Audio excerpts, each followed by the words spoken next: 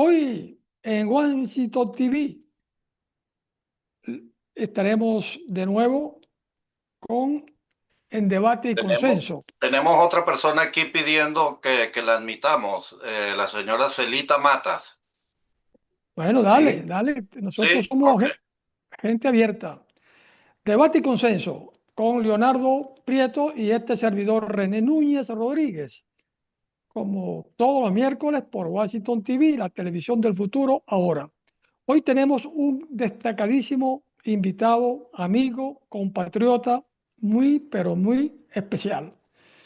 Un amigo que sin duda lo conocemos desde Venezuela con una extraordinaria labor política, social, de esas que vale la pena compartir esa experiencia a través de esta prestigiosa televisora, porque tiene mucho que compartir. Él es Luis Antonio Anaya, abogado de profesión, especialista en materia constitucional, fue profesor de la Universidad Católica Andrés Bello, fue asesor de la Presidencia de la República, asesor de Cordiplan, asesor de CBG, síndico municipal del municipio Caroní en el estado de Bolívar. Todo un hombre que tiene mucho que compartir con la audiencia. Y cuando esta semana conversábamos con él, yo le decía, Luis, caramba, ¿tú te pareces a mí o yo me parezco a ti? Porque entre los tres tenemos una comunidad que nos hace tener una historia parecida. Siempre hemos estado colaborando con la política, pero de una manera desinteresada. Nunca aspiramos a ningún cargo electoral, pero no dejamos siempre de apoyar todos los procesos de oposición que hemos tenido hasta ahora democráticamente. Ese se llama Luis Anaya. Bienvenido, Luis Anaya. Bueno, ante todo, muchas gracias, René. Siento una profunda emoción de volver a contactarme con mi amada Guayana a través de ti. Y pues desde que me vine, desde que tuve que salir del país y venirme, y luego se me diagnosticó aquí una fibrosis que me obliga pues a estar auxiliado del oxígeno, no había podido ni siquiera hablar. Pero en este momento, como tú decías, la necesidad, la imperativa necesidad de que en este momento en que la patria necesita que todos recordemos nuestra raíz y aportemos nuestro grano de arena con lo que sea, mm, a través de ti y a través de mi amigo Leonardo Prieto, pues se me da esta oportunidad de volverme a contactar yo con, con la patria y con sus dolores y con sus esperanzas sobre todo. Y eso es para mí muy emocionante. Por lo tanto, yo te agradezco mucho, René, y a Leonardo, pues esta oportunidad, y espero pues que podamos no solamente recordar, sino simplemente aportar todo aquello que esté a nuestro alcance para que el renacer de esa Venezuela que desde niños hemos soñado y por la cual hemos luchado en tantos frentes y durante tantos años, sea ahora visto con más cercanía y sobre todo con más esperanza, que nos asegure la certeza de que Venezuela podrá volver a ser no solamente lo que fue, sino aquello a lo que está destinada o a lo que siempre estuvo destinada en nuestros más queridos sueños y ambiciones. Gracias. Qué bueno, doctor. Bueno, usted sabe que yo lo aprecio mucho. Somos colegas por varias partes, ¿no? Bueno, usted es un espectacular músico, guitarrista, y yo siempre lo he admirado por la parte de la música, por la parte de las leyes. Sé que es un gran constitucionalista. Y como decía René en el currículo, que ha sido asesor de muchísimos cargos, de personas que han ocupado cargos de mucha importancia. Yo quiero hacer una pregunta. Usted como asesor, ¿usted se ha sentido que le han hecho caso en lo que usted ha planteado? Bueno, uno de los, cuando yo me gradué de abogado, cuando hice la equivalencia para tener el título de abogado en Venezuela, porque primero yo estudié en Colombia, gracias a Dios, y en Venezuela tuve que volver a estudiar. Yo jamás pensé que iba a ser asesor, pero dio la casualidad que ese año yo estaba haciendo el posgrado de Derecho Laboral, el primer posgrado que hice de Derecho Laboral en la Universidad Católica, con la única finalidad de obtener credenciales para seguir dando clases de Derecho del Trabajo en la Universidad Central, donde yo había sido auxiliar de cátedra y que aspiraba a dar clases allí en la Central. Entonces me tocó que estudiar, escribirme en la Católica. Allí tuve un gran profesor que es Alan Randall Brewer Carías, y él Lo formaba conocemos. parte de un selecto grupo que manejaba en sus principios el derecho administrativo. Y entre los alumnos del posgrado, a Alan Randall Brewer Carías me propuso que fuera el asesor de su hermano, que lo acababan de nombrar ministro de la Juventud, que fuera asesor del Ministerio de la Juventud. Mira, la primera impresión que me dio a mí fue, profe, ¿usted no cree que eso es mucho camisón pa' Petra? ¿Eh? Porque estaba allí un recién graduado. Él me dijo, no, yo veo, él entendía mi criterio jurídico porque, claro, ya yo era abogado, había estudiado en Colombia y había terminado la equivalencia en Venezuela. Me dijo, no, tú tienes criterio y allá vamos. Y allí empecé a aprender. No me imaginé nunca que me iba a meter tampoco en el derecho administrativo ni en el derecho constitucional, sino era laboralista. Pero de repente era asesor del Ministerio de la Juventud, de allí me mandaban a una reunión en la Procuraduría, a otra reunión en otra parte, y de repente estaba yendo a las reuniones del CAJAP, de la Comisión de Asesoría Jurídica de la Administración Pública de la Procuraduría General de la República, donde yo me veía como el muchacho de los mandados, porque de verdad estaban las grandes figuras, las grandes luminarias del derecho, y escuchándolos a ellos, yo me enamoré del derecho público, este derecho que al fin y al cabo yo siempre defendí como el único que quedaba indemne en Venezuela después de la destrucción de la justicia. No me refiero a la sola destrucción de la justicia en los últimos tiempos, sino a través de las últimas décadas de la historia, la justicia que uno verdaderamente aprende. Y allí en este transcurrir se me metió la espinita del derecho público y amplié a través del derecho laboral la asistencia jurídica hacia el derecho de la carrera administrativa, hacia los funcionarios públicos. Y me metí, de repente, en un caso, en otro, fueron pidiéndome opiniones, pero el asunto es que yo estudiaba cada cosa y entendí que solamente conociendo el derecho, podías tú ayudar o asesorar a alguien. Pero nunca pensé que iba a ser asesor, y nunca, mucho menos, pensé que muy pronto iba a ser asesor del Ministerio de la Juventud, de Cordiplan de la Presidencia de la República, de otros ministerios, de alcaldías. Y cuando llegué a Caroní, se me metió la otra, que era porque a mí me trasladaron como asesor de la Corporación Venezolana de Guayana, que yo era asesor de la CBG en Caracas. Y me trasladaron, conocí Guayana y se me metió Guayana en el alma y allí llegué, gracias a Dios, como asesor de la CBG y sí, era asesor, me contrataban, era un funcionario, perdón, un abogado en libre ejercicio, pero a través de la función de asesoría de organismos públicos.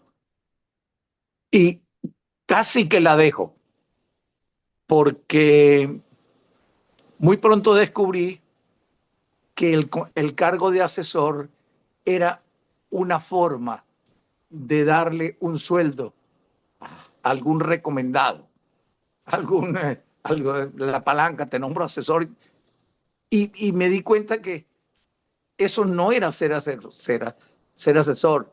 Ser asesor era asistir. Cuando yo empecé a escribir los dictámenes, a firmar por mi responsabilidad de mis opiniones, me fueron descubriendo. Y en ese sentido, yo llegué a ser asesor de una gran cantidad de organismos públicos y a tener realmente, digámoslo, éxito profesional como asesor de organismos públicos, lo cual me obligó a casarme definitivamente con el derecho público, el derecho constitucional, el derecho administrativo, la ley de salvaguarda del patrimonio público y, por supuesto, las relaciones las relaciones que se rigen por el derecho público laboral, la ley de carrera administrativa, la propia ley del trabajo, a involucrarme con los sindicatos públicos en cuanto al estudio de esas relaciones, de los aspectos jurídicos.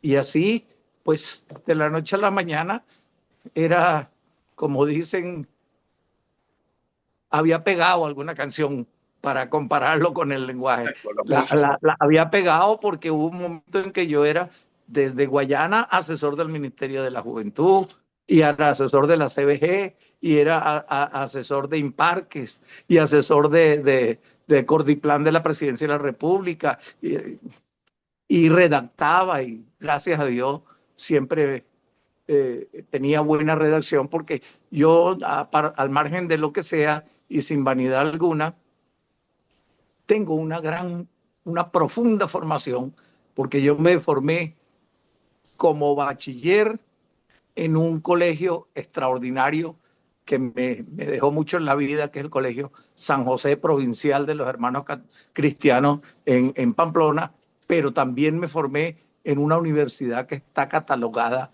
como la mejor universidad en Derecho en Colombia, que es la Universidad Externado de Colombia. Doctor, le voy a hacer dos preguntas aquí para pasarle a René. Bueno, usted sabe que yo lo admiro mucho. Usted era también, conoció a mi mamá, fue amigo de ella. Ella era su admiradora porque usted cantaba en varios lugares. Pero yo quiero ir a un chisme que yo me enteré una vez. Que a mí me contaron que usted era asesor de Clemente Coto en la CBG, cuando él era presidente de la CBG. Y Chávez lo llamó una vez que le mandó a vender los aviones y Chávez le dijo que los reales de los aviones los pusiera en una cuenta X. Y usted le dijo a Clemente no. Y Clemente hizo lo que usted le mandó a hacer. Eso es verdad. Primera pregunta. Sí. Segunda pregunta. La semana pasada tuvimos aquí a la doctora Blanca Rosa Mármol de León, que fue magistrada del Tribunal Supremo de Venezuela. Y ella habló de algunos temas constitucionales. Me gustaría que usted, que es constitucionalista, me hablase si estuvo de acuerdo con la exposición de ella o no. Bueno, yo realmente siempre he admirado mucho a la doctora Mármol y pues quizá por la premura del tiempo, ella fundamentalmente era la presidenta de la sala penal, del Tribunal Supremo de Justicia, creo yo. Pero lo que pasa es que la visión que se tiene de lo que es la constituyente y la constitución es una visión quizás que necesita mucho más consenso. Es muy difícil que un grupo simple. Yo entiendo que en este momento surgen grupos que están haciendo la iniciativa, pero las últimas experiencias constituyentes que ha tenido Venezuela han sido nefastas, y debo confesar que yo apoyé la reforma constitucional, la constituyente que propuso Chávez, debo confesarla, pero nunca pensé que la iban a instrumentar, porque sí sé que Venezuela necesitaba un consenso colectivo para arrancar la marcha, pero nunca pensé que tanto la Constitución, la integración de la constituyente, como la redacción de la Constitución, como sobre todo la utilización posterior de la Constitución, fuera a derivar en esta gran tragedia, en esta gran, enorme tragedia que sacudió los cimientos de nuestra propia venezolanidad en el sentido de Venezuela como Estado, aunque Venezuela como nación más bien se ha fortificado como nación. Nación es el conjunto de habitantes, de venezolanos, de carne y hueso. Como Estado se destruyó, pero como nación estamos en el mundo entero regados, aprendiendo y llevando nuestra cultura y llevando nuestros valores y sobre todo llevando nuestras experiencias, que Dios quiera le sirvan de experiencia a muchos otros países. Entonces, Luis, mi propuesta es que lo que observaba es que no se puede promover una constituyente a partir del triunfo de un grupo. Una constituyente es mucho más. Una constitución debería demorarse hasta años en elaborarse. Debe ser un proyecto a largo plazo, Y, por todo lo y, que encierra. y eso oye es Luis, debido a la forma como nació oye la República. Ah, bueno, René. Fernando, se nos va el tiempo. Mira, Luis, me parece y comparto absolutamente esa opinión. En ese programa no pude estar porque estaba convaleciendo de un problemita de salud. Y justamente uno de los problemitas que tienen nuestros países y que han convertido las constituyentes como la solución mágica de los problemas del país es que estoy de acuerdo. Justamente una constituyente tiene que ser en un momento de frialdad analítica y de pensamiento de todos los sectores que tienen que ver y que aportar en ese país. No puede ser llegando un gobierno al poder. Eso es, y lo hemos hecho en varias oportunidades, porque hay influencia en el poder del que llega porque tiene todo el apoyo popular. Pero eso es una cosa, es el apoyo popular, y una cosa es una materia que requiere de pensamiento frío, de pensamiento a largo plazo, de pensamiento estratégico hacia dónde tiene que moverse y adaptarse y ajustarse la Biblia y la Constitución, que es la Constitución. En eso lo comparto absolutamente. Luis, pero mi pregunta es la siguiente. Fíjate tú, que también hubiera hecho esa pregunta a la doctora Blanca Rosa Mármol de León, y es que, ¿cómo es posible? O sea, y usted que es un especialista en materia constitucional, ha estado vinculado por dentro y por fuera en esto que tiene que ver con el Estado de Derecho.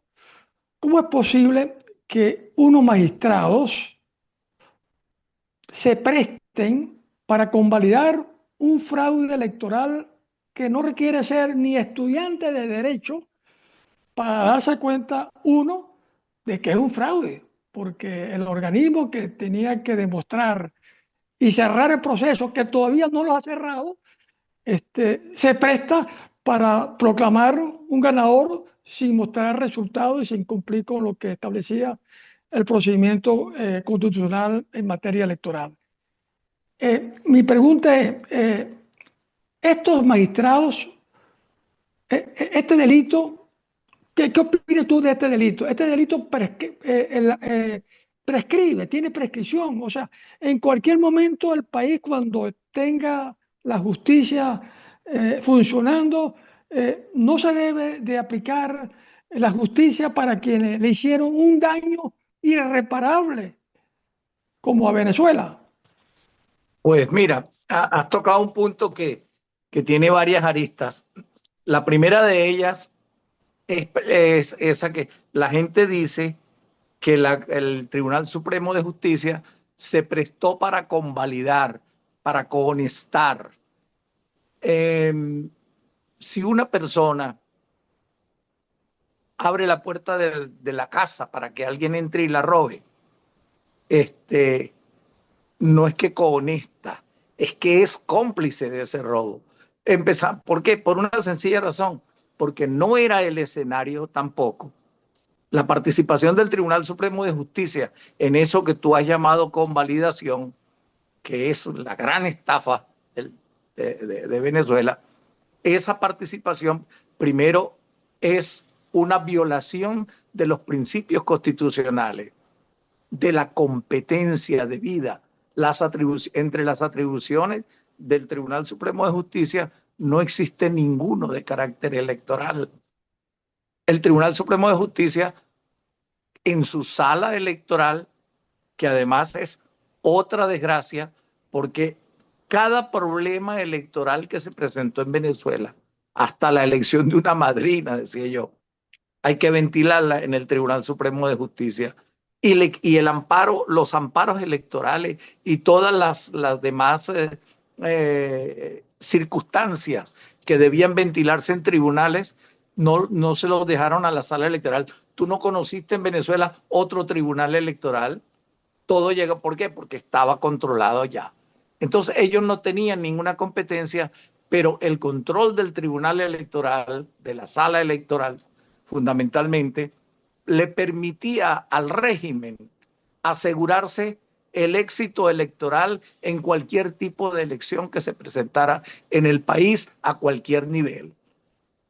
Bueno, con decirte, por ejemplo, yo tuve que ventilar en el Tribunal Supremo de Justicia, en la sala electoral, tuve que ventilar la nulidad de una elección de un presidente de la Cámara de Comercio, de la Cámara de Comercio, creo, de la Caroní. Y tuvimos un impasse tremendo porque me querían exigir hasta el uso de una toga y una cosa, y yo pues decía, pero perdón, si eso no está en ninguna parte. Eso es show. Entonces, ese es uno solo. No existe competencia alguna del Tribunal Supremo del Tribunal Supremo de Justicia en materia electoral y mucho menos en materia de experticia, de cuentas, de revisiones. No, eso no existe. Eso fue una farsa que se montó totalmente. Un insulto, ni siquiera podía llamarse un insulto a la ignorancia del pueblo, porque la gente no sabía mucho de eso, pero es un insulto hasta la propia carrera de derecho, hasta los propios abogados, hasta el cuerpo jurídico. Por eso, unos años antes, cuando se presentó otra discusión sobre la constituyente, yo proponía que una constituyente bien fundamentada debería crear la existencia de los llamados delitos constitucionales. Los delitos constitucionales.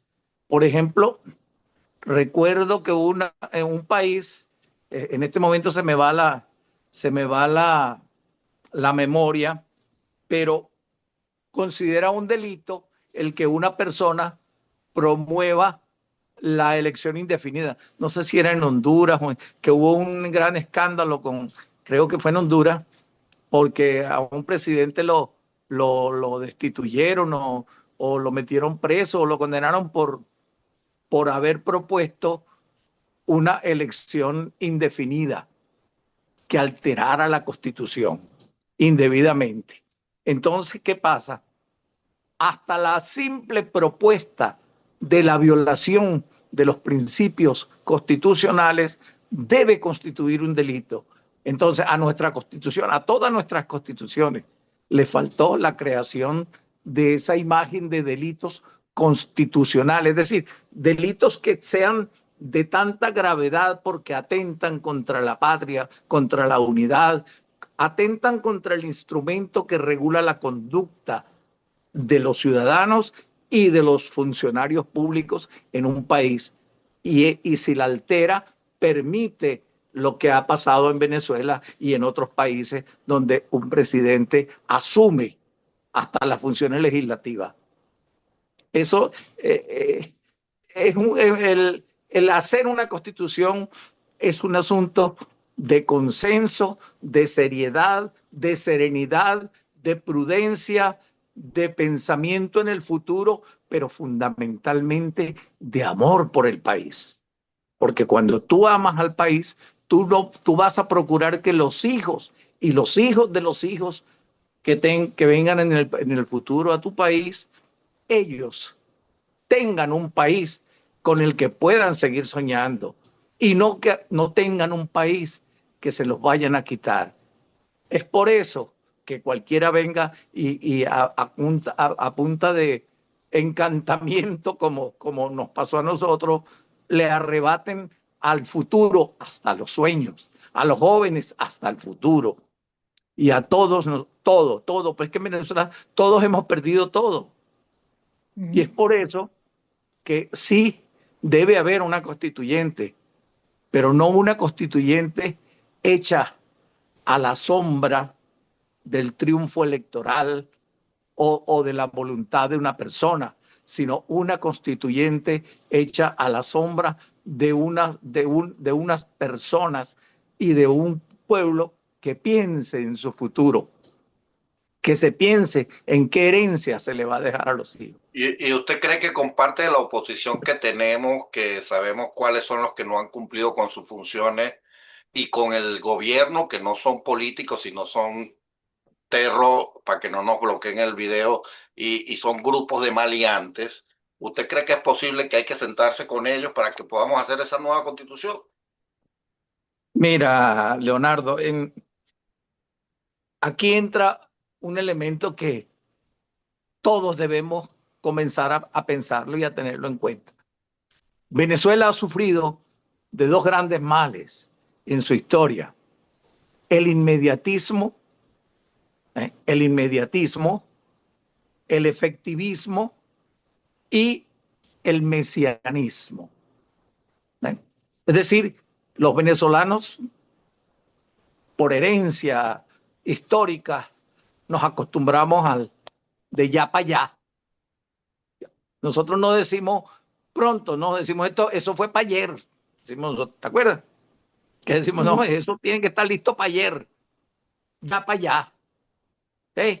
Y además el mesianismo, el que heredamos de la raza caribe, que se echaba, como decía Rómulo Betancourt, se enchinchorraban los caribes para que las mujeres caribeñas fueran a pescar y a hacer las labores y a sembrar y todo eso para ellos. Y esa fue la parte que muchos, por lo menos los de la costa, los venezolanos, heredó.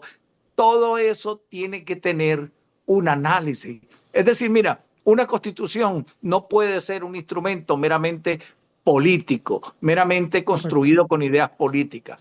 Una constitución tiene que ser hecha con un gran equipo multidisciplinario que permita la participación de los ciudadanos en la elaboración de los principios rectores. Tenemos unos principios rectores, los que se derivan de la democracia, que no son otros que los que se derivan de la propia justicia y que tienen una finalidad históricamente definida por los grandes hombres que en el mundo han sido, que es el bien común, el trabajo del bien común. Por eso el ejercicio político en la Grecia antigua no era lo que es hoy un oficio, o lo que es hoy lo llamé oficio y le estoy dando una buena definición. Hoy es un negocio, ¿ves? Entonces no es un oficio. La política debe ser una vocación de servir. ¿Por qué? Porque el poder se hizo fue para el servicio. para el mejoramiento en la búsqueda común entre las autoridades y los funcionarios y el pueblo de lo que se llama o de lo que los tratadistas han llamado el bien común, que es lo único que se puede perseguir. Y por eso la Constitución te fija. La primera Constitución solamente fijaba las estructuras del gobierno, cuántos ministerios, cuántas presidencias, competencias y cada uno, y así salió. Y luego obligatoriamente tuvieron que incorporarle la Declaración Universal de los Derechos Humanos porque se salió a la luz que una constitución que solamente defina poderes públicos y estructuras de gobierno no sirve para un país porque deja de lado lo más importante de una sociedad y de una nación, el individuo, la protección de los derechos humanos. Entonces, así es, Luis. Incluso, Luis, resumiendo eso que vale la pena la precisión, yo creo que el día que entendamos todos los sectores en Venezuela, políticamente, viendo el tema, analizando el tema, es que entendamos que el Estado está hecho, se debe para los ciudadanos, no los ciudadanos para el Estado. Y esa ha sido la cultura que hasta ahora, desgraciadamente, ha estado allí presente en esta supuesta gobernabilidad de todos estos años, para bien o para mal, pero porque han hecho que el ciudadano dependa del Estado y trabajan para eso. Si nos vamos para el caso acá en Estados Unidos, vemos que el Estado funciona para el ciudadano y el ciudadano tiene tanto poder que es capaz de demandar al Estado y el Estado se protege del ciudadano, tratando de cumplir lo que le corresponde cumplir en su responsabilidad. Bueno, nos queda 1 minuto 37, doctor, para usted. Constitucionalmente, ese es el esquema, compañeros, constitucionalmente, aquí y en Cafarnaúm. Pero ¿qué es lo que pasa? Es que quienes han ejercido el poder y quienes han llegado al poder han ido aprendiendo a que lo que es más utilitario, lo que da más dinero, es la conservación del poder. Correcto. Y corremos ese riesgo. No sé, mira, hay que hablar de muchas cosas que la humanidad, y hablo de todo, tiene que pensar hacia el futuro, porque no creas tú que nosotros estamos, porque vivimos en los Estados Unidos, y porque los Estados Unidos ha tenido una democracia ejemplar, los Estados Unidos no corren el mismo peligro que corrimos nosotros si se descuidan. Correcto, de acuerdo. Entonces, excelente. Hay mucho que decir, hermano. Bueno, mire, se nos acabó el tiempo. De verdad que este programa ha sido sabroso. Usted tiene un compromiso con Washington TV. Lo invitamos a hacer unos cortos de la parte constitucional. ¿Ok?